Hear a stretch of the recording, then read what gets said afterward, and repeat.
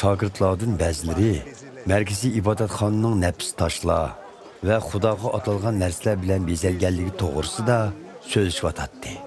Hazreti İsa şundaq bir vaqt keladi-ki, sizlar bu yerdə ko'rayotgan hamma narsa gumron qilindi. Hatto bir tal ul teshimi joyida qoldirilmaydi, dedi. Ular Hazreti İsa'dan, "Ustoz, bu deganlarimiz qachon yuz berdi? Bularning yuz berdiganligini bildiradigan qanday bishorat bo'ladi?" deb so'radi. Hazreti İsa mundaq dedi: "Ozdirilib ketishdan hoşyar bo'linglar. Chunki nurg'un kishilar mening nomimni setib, qutqizg'uvchi Masih men bo'laman ve qiyomat kuni yaqinlab qoldi, deydi. Sizlar undaq kishilarga ergashmanglar. Urush ve to'plarning tivishini anglagan vaqtinglardimi? Qo'rqib ketmanglar. Chunki bu ishlarning dastlabki yuz berishi muqarrar. Lekin bu zaman oxiri yetib keldi deganlik emas. Hazreti İsa sözünü davamlaştırıp yana mundaq dedi: "Bir millet yana bir millet bilan urush qiladi. Bir davlat yana bir davlatga hujum qiladi. Shiddatli yer tavrashlar, ocharchiliklar yuz beradi. Yuqumliq kasallar tarqaladi ve osmonda qo'rqinchli alomatlar ko'rinadi."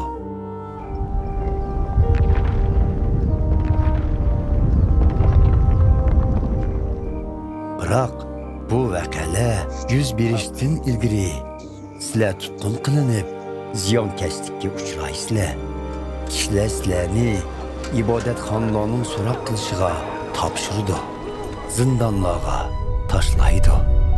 Menga ishonganliginglar uchun sizlarni podsho va valiylarning oldiga elib bordi. Mana bu sizlarning ularning oldida mening guvohchilarim bo'lish fursatinglardir. Shunga ularning savol so'roqlariga qanday javob berish to'g'risida oldin ola bosh qotirib ketmanglar. Chunki men sizlarga dushmanlaringlar qarshi chiqolmagudek va rad qilolmagudek so'z qobiliyati va aql farosat ato qilaman. Sizlar ziyonkashlikka uchragan vaqtda ota-ona, aka-uka, urug' tuqqan, yor birodarlaringlarmi sizlarga xoinlik qiladi. Oranglardagi ba'zi kishilarmi o'ldirildi. Menga ishonganliginglar uchun hamma odam sizlarga o'chmanlik qiladi. Holbuki ular bir tal chechinlarmi cheklolmaydi. Chidamliq bo'g'ininglarda mangulik hayotga erishsizlar. Yerusalimning düşman qo'shinlari tarafidan qo'shib ilinganligini ko'rganinglarda, uning vayron bo'lishga oz qolganligini bilinglar. U chaqda Yahudiya o'lkasidagi aholilar tog'larga qochsin. Yerusalimliklar shahardan chiqib ketsin. Yeziladikilar shaharga kirmasin. Chunki shu chaq Xudoning xalqini jazolaydigan kunlaridir. Şunun bilen muqaddas yozmalarda bu to'g'ri yozilganlarning hammasi amalga oshirildi. Bu kunlarda kechishi afsus bo'lgan homildor ayollar va bola imtihan onalarning holiga voy. Chunki bu yerdagi kishilarga ig'ir ofat keladi. Ular Xudoning g'azabiga uchrab qilish ostida o'ldi yoki tutqun qilinib chet davlatlarga haydaladi.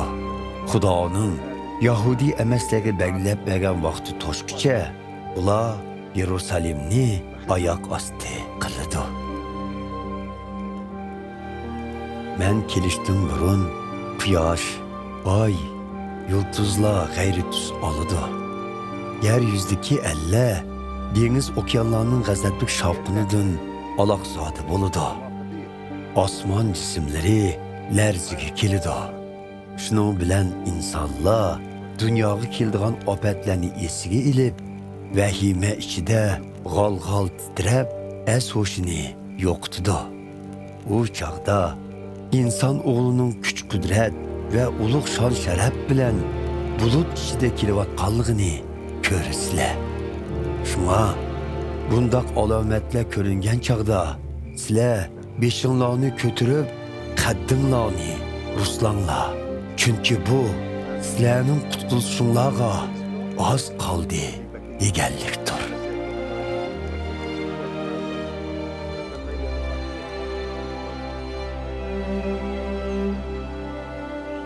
Hazreti Aysa ularga mundaq bir tamsilni so'zlab berdi. Anjur darig'i va boshqa daraxtlarga qaranglar. Ularning yangi yo'pirmoq chiqarganligidan yozning yetib kelishiga oz qolganligini bilasizlar. Shuningdek, men boy degan alomatlarning yuz berayotganligini ko'ringlar-da, Xudoning podshohligining namoyon bo'lish oldida turayotganligini bilinglar. Bilib qo'yinglarki, mana bu alomatlarning hammasi amalga oshirilmay turib, bu avlod kishilar olamdan o'tmaydi. Osmon, zemin yo'qlidi, biroq mening so'zlarim yo'qolmay, mangu inovatlik bo'ladi.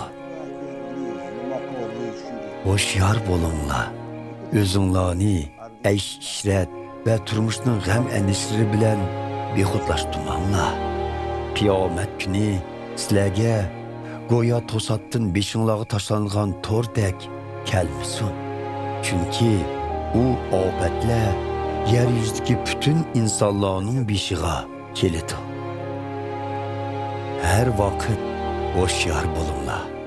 Yuz beradigan bu alomatlardan aman esan o'talishinglar va qiyomat kuni inson o'g'li oldida qo'rqmay turishinglar uchun har doim duo qilinglar dedi.